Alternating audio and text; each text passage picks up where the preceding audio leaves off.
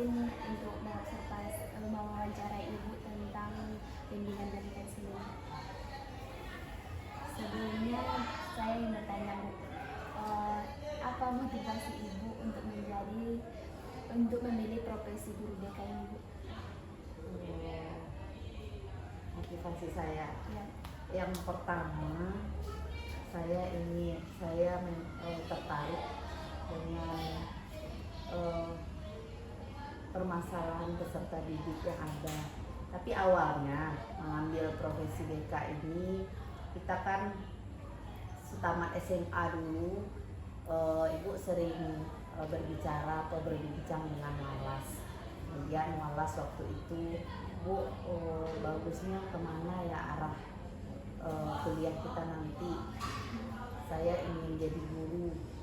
Terus dibilangnya bagusnya di bidang bahasa Indonesia, matematik, dan BK waktu itu. Jadi kenapa itu Bu alasannya?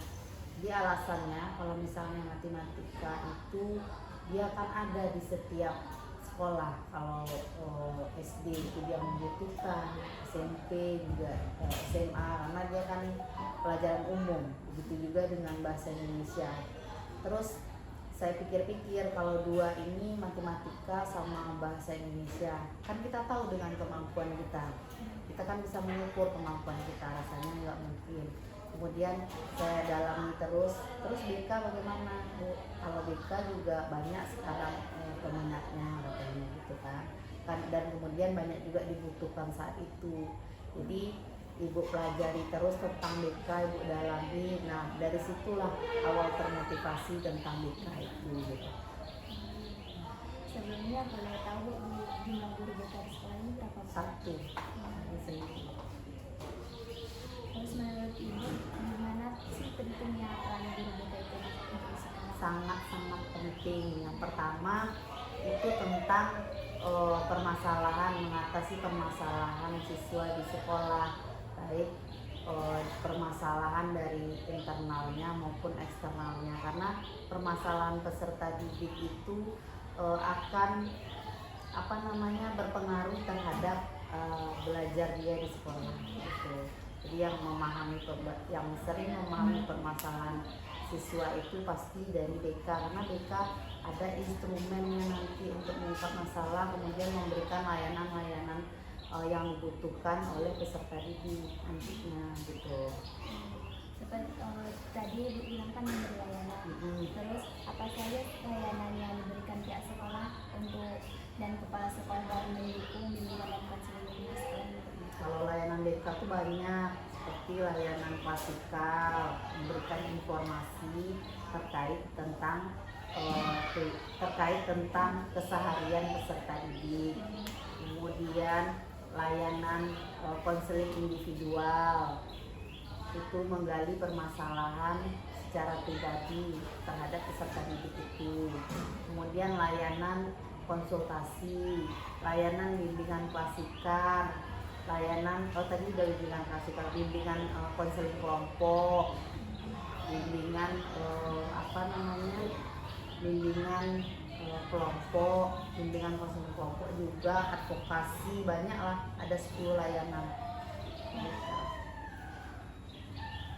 Untuk itu apakah ada mata pelajaran khusus yang diberikan kepada siswa dalam mengenali BK ini? Ada, karena di kelas itu kan di SD itu kan belum ada yang namanya BK. Yang ada BK itu kan di SMP. Jadi pas dia di kelas 7 nanti materi pertamanya adalah tentang mengenal BK. Jadi biar mereka paham apa itu fungsi BK, apa tujuan BK. Itu. Dari pengalaman Ibu nih kan di sekolah ini, apakah ada tantangan yang Ibu hadapi dalam melayani bimbingan dan konseling? Banyak. Salah satunya adalah tentang orang tua. Ya, kalau misalnya orang tua tuh kadang kerja sama orang tua yang sulit kita dapat. Pertama, misal anak dia awalnya bermasalah, kita panggil pertama. Kalau kita panggil tuh kadang susah. memanggil orang tuanya ini yang sulit untuk bekerja sama dengan orang tua, apalagi mengenai handphone.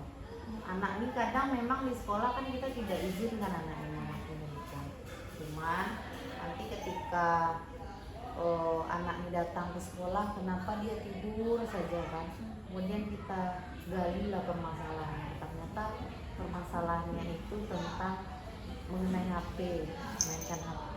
Jadi HP ini sangat dipercaya betul dengan orang tua, dikasihnya 24 jam tuh anak tuh menggunakan HP, kan nggak tahu malam tuh dia tak sampai jam berapa menggunakan HP.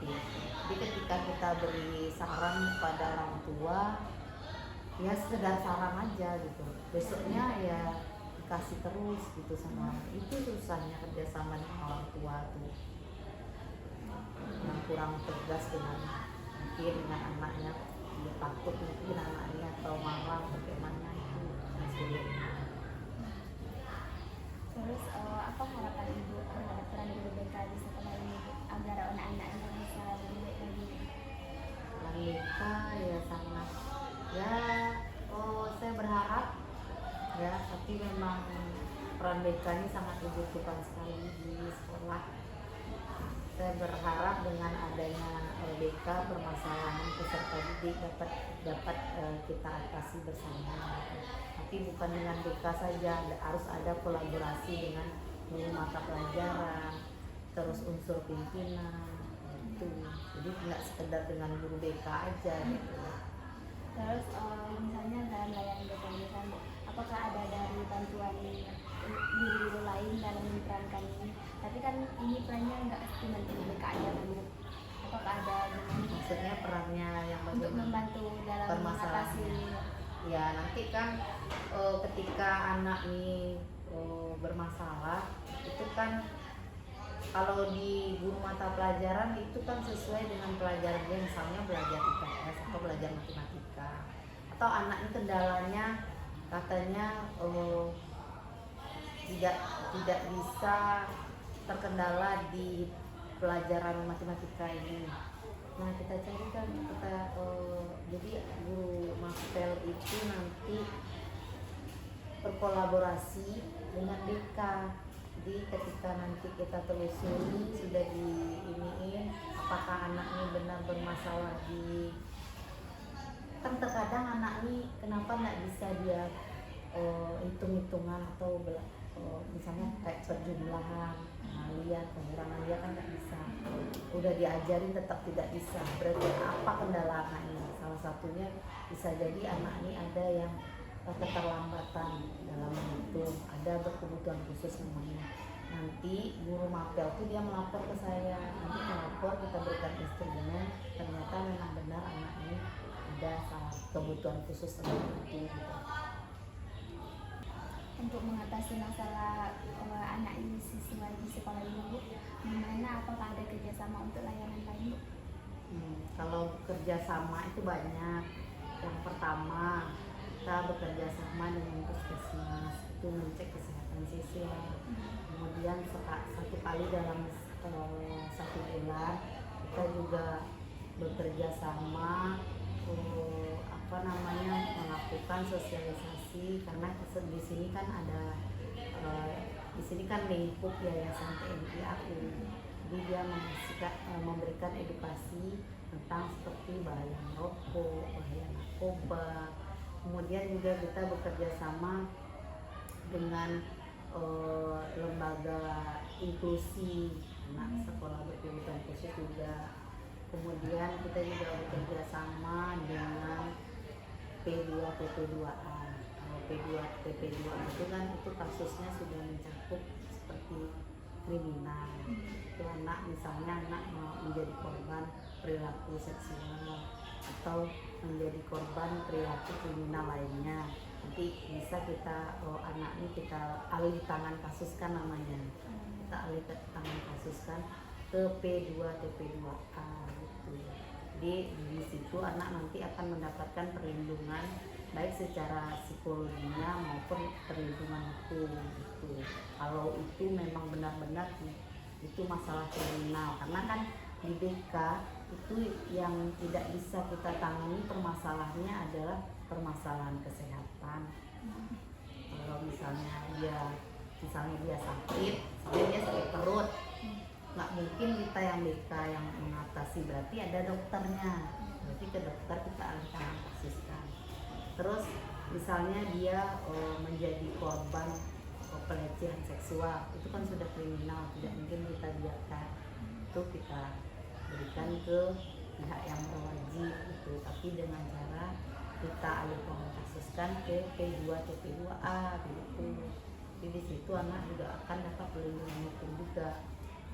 Dia ada beberapa hal yang perlu dialih tangan kasuskan. Salah satunya ya tentang kesehatan. Ya, tapi fisiknya udah ini gitu kan. Terus masalah kriminal itu tidak bisa. Terus apakah siswa-siswa di sini menganggap BK itu hanya untuk permasalahan aja? Nah, karena kan kita udah memberikan materi atau informasi dengan layanan klasikal di dalam kelas tentang BK. Salah satunya BK tidak perlu ditakuti. Kemudian BK itu bukan sekedar penanganan tentang permasalahan kasus saja. Misalnya kasusnya kasus cabut, kasus itu, tempat curhatan juga bisa. Kan kita sampaikan melalui itu gitu. Perlahan-lahan kita berikan juga perhatian kepada peserta didik. Jadi bukan sekedar guru BK itu bukan polisi sekolah gitu. Baik Bu, terima kasih sebelumnya. Sekian wawancara dari saya ucapkan terima kasih kepada Ibu. Wassalamualaikum warahmatullahi wabarakatuh. Waalaikumsalam warahmatullahi wabarakatuh.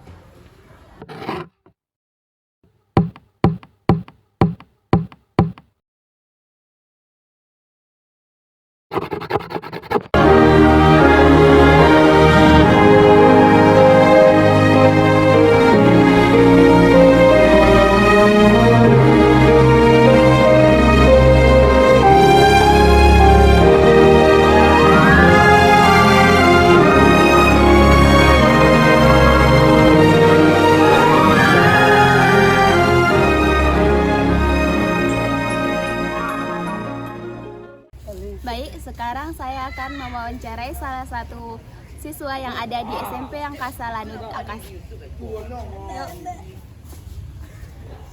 Halo adik-adik. Halo Kak. Kakak boleh tanya-tanya nih. Halo Kak. Sebelumnya adik pernah masuk uang BK nggak? Oh pernah Kak. Oke. Terus adik menganggap guru BK itu apa? Baik, sering menasihati. Terus? Pelajarannya pun enggak susah kali. Oh, bagus.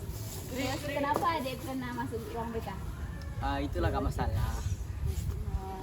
Masalah kali. Belum guru, Ini belum guru. tidur di kelaka. Oh, takut nggak sama guru BK di sekolah? Enggak lah. Kenapa? Gurunya ramah. Oh, bagus. Ramah banget.